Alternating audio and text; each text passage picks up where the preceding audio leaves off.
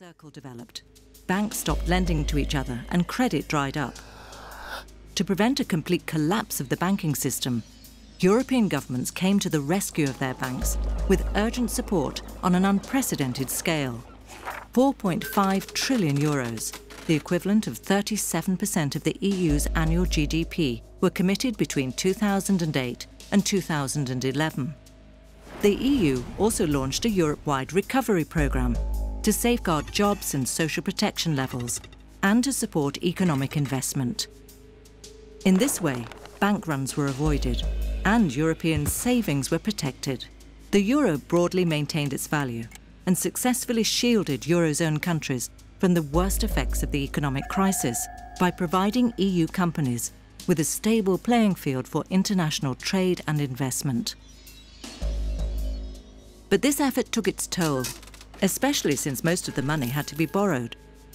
From late 2009, the most exposed Eurozone countries began to have problems financing their debts, leading to a new development in the crisis, the sovereign debt crisis. With increasing deficits and spiralling debt, the markets lost confidence in certain governments' ability to pay back what they owed. Interest rates for their government bonds soon became unsustainable. And since many of these bonds were held by other European countries and their banks, this turned into a problem for us all. This was especially true for those countries sharing the euro as their currency. This loss of confidence led the banks to reduce their lending to businesses and private households. In 2009, the EU economy suffered its worst recession since its creation. After a brief recovery, it went into a mild recession again in early 2012. As a result, unemployment reached unprecedented levels in many parts of Europe, creating hardship and increasing poverty levels. So does that mean that the euro made the crisis worse? No, not all Eurozone countries built up excessive debts, and not all countries outside the Eurozone kept their debt under control. Being in the Eurozone meant that its members could count on the solidarity of other members. Because Eurozone economies are so interdependent, if one prospers, others will benefit. If one falters, others will suffer. That's why European leaders decided to step up common action. The key lesson of the crisis was that Europe needed to build a closer economic union to complement its existing monetary union and to ensure that public finances are sustainable. First, the EU introduced new, stronger rules to keep a tighter check on public debt and deficits, to make sure countries don't spend beyond their means.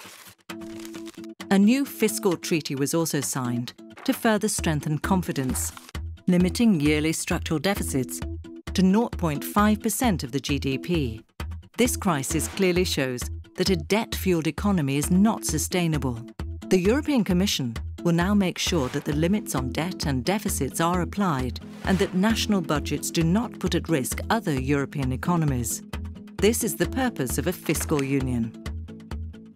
Second, European financial supervision is being stepped up to ensure that banks are better capitalised, behave responsibly, and are able to lend money to households and businesses. This paves the way for a banking union to make sure that people's deposits are protected and taxpayers are not forced to pay for the failure of banks. Third, firewalls to protect the single currency are being reinforced through the European Stability Mechanism, a fund that will help Eurozone countries that are temporarily unable to borrow money on the financial markets or require support for recapitalisation of fragile banks. Loans will be provided if countries agree to reform their economies and restore their financial stability. Fourth, the European Union will pursue the objectives of the Europe 2020 strategy, implementing structural reforms to tap Europe's jobs potential, to boost productivity and competitiveness.